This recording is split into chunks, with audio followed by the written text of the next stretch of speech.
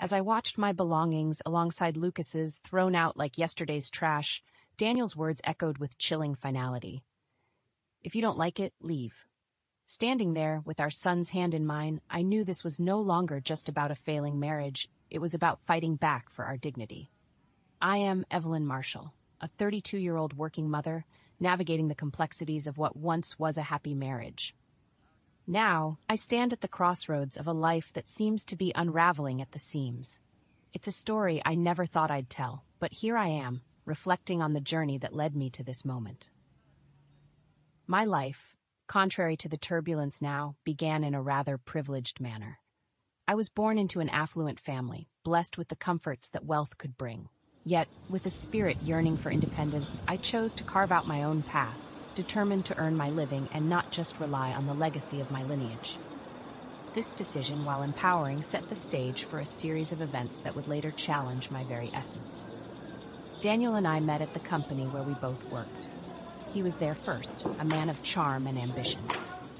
Our initial days were like pages from a fairy tale, filled with laughter, shared dreams, and a love that seemed to defy all odds. Our courtship was a whirlwind, and marriage felt like a natural progression, a testament to our love. Little did I know it was also the beginning of a slow, simmering discord. You see, despite our shared workplace, our careers took different trajectories. I, perhaps due to my upbringing or sheer drive, ascended the corporate ladder more swiftly than Daniel. This disparity, insignificant in my eyes, began to fester in his. While dating, it was a non-issue, even a source of pride for him. But marriage changed the unspoken dynamics. The man who once celebrated my achievements started viewing them as a mirror reflecting his perceived inadequacies. When Lucas, our son, came into our lives, I thought it would bring us closer, solidify our bond. I took maternity leave, embracing motherhood with all its joys and challenges. Daniel's behavior, however, took a turn that I hadn't anticipated. His comments, initially subtle, grew increasingly bitter. "Must be nice to get money without working," he'd say, his words laced with a disdain that cut through me. The financial support I appreciated turned into a tool for asserting dominance, a way to remind me of my supposed dependence during my leave. The workplace wasn't spared either. Being his superior on professional grounds, I had to maintain a delicate balance between being his wife and his boss. I endeavored to keep our work and personal lives separate, but the lines blurred, the tension palpable. Daniel's pride seemed wounded, not just by my professional stature, but by his perception that his own worth was diminished in comparison. In the midst of this growing estrangement, there was another factor, steadily poisoning the remnants of our marriage. Margaret, Daniel's mother. She was a formidable presence in our lives, casting a long shadow over our marriage. A woman of strong opinions and traditional beliefs, she saw my career achievements not as a matter of pride, but as a transgression of the roles she believed a wife should play. Her words were sharp, often loaded with a disdain for the modern woman I represented. "Daniel should be the one leading," she would often say, a sneer barely concealed. "A woman's place isn't above her husband." Her words, echoing through our home, only fueled Daniel's growing insecurities. It was as if my success was an indictment of his perceived shortcomings, and Margaret was the judge who passed the verdict. As Daniel's resentment simmered, our home life became strained. He started distancing himself from both Lucas and me. Where there was once laughter and shared moments, there now existed a cold, uncomfortable silence.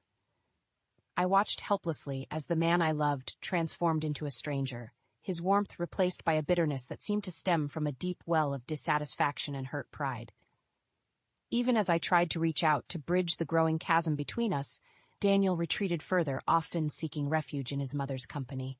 Margaret's influence became more pronounced, her criticism of my role as a wife and mother growing more frequent and biting. "Leaving such a small child and going to work?" she would chide. "Don't you have any maternal feelings?" Her words stung, but what pained me most was the impact on Lucas. Our son, bright and perceptive, began to sense the tension, the undercurrents of discord that flowed beneath the surface of our family life.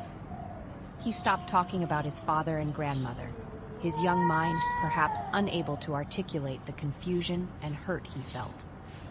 In stark contrast, my parents provided a haven of unconditional love and support for Lucas. They adored him, filling his world with the affection and attention he so desperately needed. Their home became his refuge, a place where he could be a carefree child, away from the complexities clouding our own home. As I watched Lucas thrive in their presence, a thought began to take root in my mind. The environment at home, the constant tension and coldness, was not wanted for my son. The idea of leaving, once unthinkable, started to seem like a viable, even necessary option. But I was torn, caught between my commitment to my marriage and the well-being of my son. It was in the midst of this turmoil, as I grappled with the decision that lay ahead, that something decisive happened, something that would change the course of our lives forever. The day that altered everything began like any other, but it ended leaving my world in shambles. I returned home from work to find the unthinkable. My belongings, along with Lucas's, were strewn across our yard, discarded like refuse. My heart pounded with a mix of shock and disbelief as I stared at the chaotic scene before me. There, standing with an air of triumph, were Daniel and Margaret. The disdain in their eyes was unmistakable. Daniel's words hit me like a physical blow. "Since Mom's moving in, we've cleared out your stuff. If you don't like it, leave." His voice was cold, devoid of the warmth I once knew. Margaret's sneer was equally cutting. "We don't need a wife who doesn't care for her husband. Take your unattractive grandson and leave."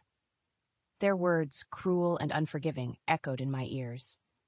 But amidst the hurt and the shock, a sense of clarity began to emerge. This was not just an attack on me, but on our innocent son, who stood beside me, his eyes wide with confusion and fear. The realization hit me hard. This was no longer the family or the home I once cherished. It was time to leave. With a heavy heart but a resolute mind, I gathered our belongings, my hands trembling with a mix of rage and sorrow. Lucas, still too young to fully grasp the situation, helped quietly, his usual chatter replaced by a somber silence. As I packed, a memory surfaced, a detail about our house that I had almost forgotten. A lease agreement, with a clause that could turn the tables in our favor. But in that moment, I chose to remain silent. Let them believe they had won, for now. My focus was on getting Lucas away from this toxic environment. "We're leaving," I said finally, my voice steady despite the storm raging inside me.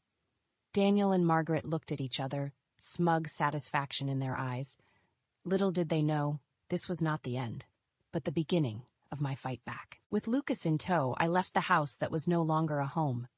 The drive to my parents' house was silent, each of us lost in our own thoughts. As we pulled up, the warm glow from the windows offered a stark contrast to the coldness we had left behind. In that moment, I knew I had made the right decision. We were safe, we were loved, and most importantly, we were free from the bitterness and cruelty that had overshadowed our lives. The sanctuary of my parents' home felt like a balm to our bruised hearts. Their shock at our sudden arrival quickly gave way to an unwavering support that enveloped Lucas and me. In their embrace, I found the strength that I feared had been drained by the events at our former home. Lucas, ever resilient, adapted quickly to our new reality. The bond he shared with my parents was a joy to behold, their unconditional love filling the void left by his father's abandonment. Watching him play and laugh in their care, I felt a pang of regret for not having made this move sooner. His happiness was a stark reminder of what he had been missing. In the quiet of my old room, now our temporary haven, I contemplated our future. The decision to divorce Daniel became not just a necessity, but a resolve to protect Lucas and myself from further harm. My mind was set. I would ensure that Lucas would never again have to witness the kind of hostility we had experienced. The following days were a blur of activity. Meeting with a lawyer, a longtime acquaintance of my family, I laid out the details of my situation. He listened intently, his expression a mix of professional detachment and personal concern. We discussed the logistics of divorce, custody arrangements, child support, and the division of assets. While I was financially secure, thanks to my earnings and inheritance, I was adamant that Daniel should bear responsibility for his son. Returning to the house to collect the rest of our belongings was a surreal experience. The place that had once been filled with laughter and love now stood empty and silent, a shell of its former self. Lucas clung to my side, his small hand gripping mine tightly as we packed up the remnants of our life there. As we left, I took one last look at the house. It was more than just a building. It was a symbol of a life that could have been. But as I turned away, I felt a sense of liberation. The ties that had bound me to that place, to a life filled with discord and unhappiness, were now severed. With each passing day, the initial shock and pain gave way to a sense of hope and anticipation for the future. Lucas's laughter became the soundtrack of our days, and in his smiles, I found the motivation to rebuild our lives. We were starting over, but this time we were doing it on our own terms. The journey through the legal landscape of divorce was like navigating a stormy sea. My lawyer, seasoned in the ebbs and flows of such proceedings, was a guiding light. The primary focus was securing a fair arrangement for child support. While my financial situation was stable, I insisted that Daniel uphold his responsibilities as Lucas's father. The day we presented the divorce papers to Daniel was charged with tension. His reaction to the child support clause was a mix of disbelief and anger. "Child support? After all the embarrassment you've caused me?" he blustered, his voice a mix of indignation and shock. Margaret, ever the antagonist, chimed in with her usual venom. Why should John pay a dime to this ungrateful woman? Despite their outbursts, I remained resolute, my lawyer calmly explaining the legal obligations and the fairness of the proposed amount. Daniel's frustration was evident, but the realization that his professional reputation could be at stake if he defaulted on his responsibilities seemed to temper his defiance. As we finalized the divorce proceedings, I couldn't help but reflect on the irony of it all. Here was Daniel, the man I had once pledged my life to, now a virtual stranger, bound to me only by the legalities of our shared past and our son. In those moments, a range of emotions washed over me. Relief that I was breaking free from a toxic relationship, sorrow for the love that had once been, and a fierce determination to build a better future for Lucas and me. The divorce marked the end of a chapter in my life, but it also signified the start of a new beginning. As I walked out of the lawyer's office, divorce papers in hand, I felt a weight lift off my shoulders. It was the first step towards reclaiming my life and providing Lucas with the stable, loving environment he deserved. With the legal battles behind us, I turned my focus to rebuilding our lives. The support of my parents was invaluable, their love and encouragement a constant source of strength. Lucas thrived in their care, his laughter and playful antics a daily reminder of the resilience of the human spirit. As we settled into our new reality, I found myself looking forward to the future with a sense of hope and optimism. The path ahead was uncertain, but I was determined to walk it with grace and strength for myself and for my son. The days following the divorce were a blend of relief and rebuilding. But amidst this new beginning, a revelation awaited. A twist in our tale that I had kept close to my chest. The house, the battleground of our final conflict, held a secret that was about to turn the tide in my favor. It began with an innocuous phone call from Daniel, now more a stranger than ever. His voice, laced with confusion and anger, pierced through the speaker. "Evelyn, what's this about an eviction notice? Why is it in your name?" I remember pausing for a moment, letting the gravity of the situation sink in. This was it, the moment I had anticipated. "Daniel, the lease needs renewal, and I've decided not to," I replied calmly. The silence on the other end was palpable, as the realization dawned on him. "Yes, Daniel, the house is mine," I continued, the words tasting of both victory and sorrow. "It's part of the properties under my name, inherited from my family." The shock in his voice was evident as he processed the news. All this time, the house he believed to be ours was, in fact, a part of my heritage. The conversation that followed was a mix of disbelief, anger, and desperation. Daniel's tone shifted from accusatory to pleading, as the full extent of his situation became clear. Without the house, he and Margaret were, in essence, homeless. But my decision was firm. The house, a symbol of a past life, needed to be let go, just as I had let go of the relationship. "You need to find somewhere else, Daniel. We're divorced now, and you're no longer my responsibility," I said, a mix of sadness and resolve in my voice. The call ended with Daniel's protest still ringing in my ears, but I knew I had made the right decision. It was not just about the house or the divorce. It was about setting boundaries. about asserting my independence from a relationship that had become toxic. As days turned into weeks, I watched as Daniel and Margaret struggled to find a new place. There was a part of me that felt for their plight, but another part reminded me of the necessity of this harsh lesson. They had to understand that actions have consequences, and sometimes those consequences are irrevocable. Meanwhile, life for Lucas and me was taking a turn for the better. Our small apartment near my parents' house became a haven of peace and stability. Lucas's laughter filled the rooms, a sound that had become my favorite melody. In those moments, watching him play or listening to his endless stories, I knew that no matter the challenges, we would be all right. In the weeks that followed the eviction notice, the reality of their new circumstances began to dawn on Daniel and Margaret. They had been complacent, perhaps assuming that the comfort and stability they enjoyed were unchanging. But now, faced with the immediate need to find a new living situation, their world was thrown into disarray. For Daniel, the challenges were manifold. Not only had he lost his home, but also the stability and support he had taken for granted. His pride, already bruised from the divorce, took another hit as he struggled to come to terms with the consequences of his actions. Margaret, too, faced a harsh awakening. The vision she had of living comfortably with her son, free from the responsibilities she so despised, was shattered. The prospect of finding a new place, especially under strained financial conditions, was daunting.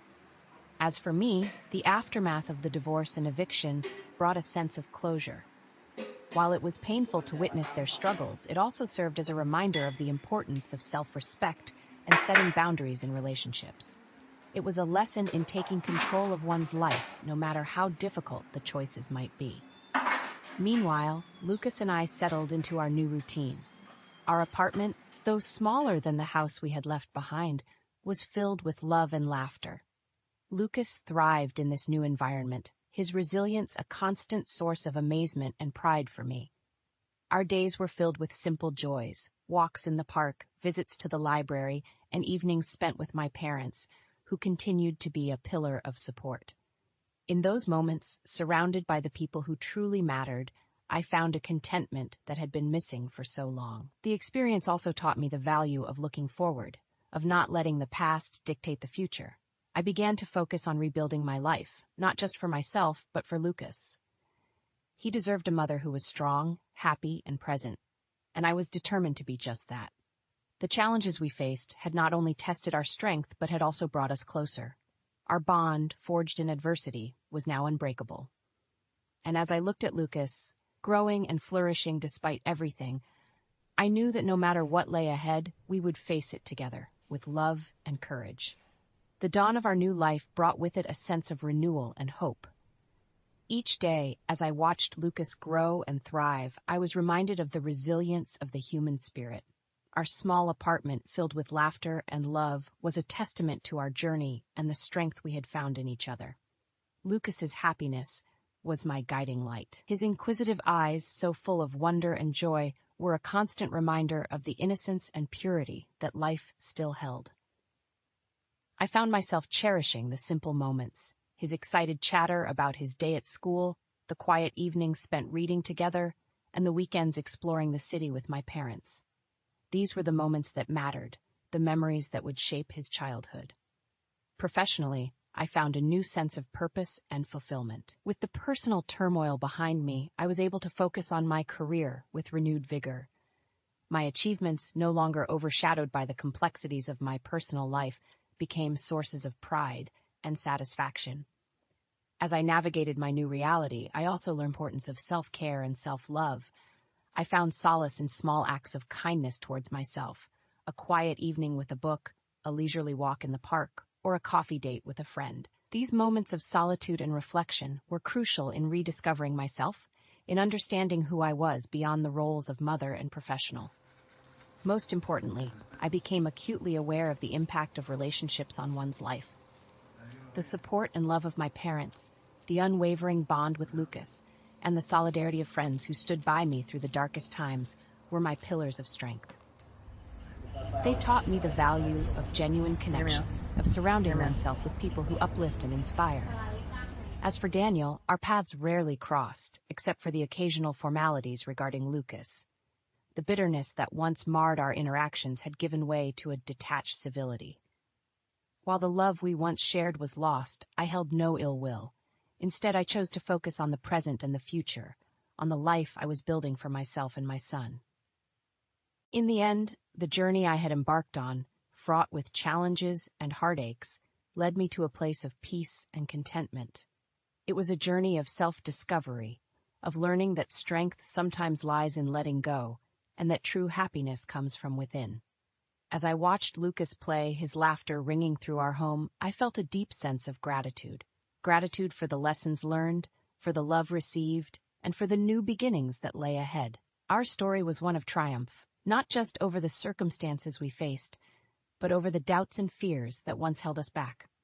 And so, we moved forward hand in hand, ready to embrace whatever the future held, with love, hope, and an unwavering faith in the journey of life.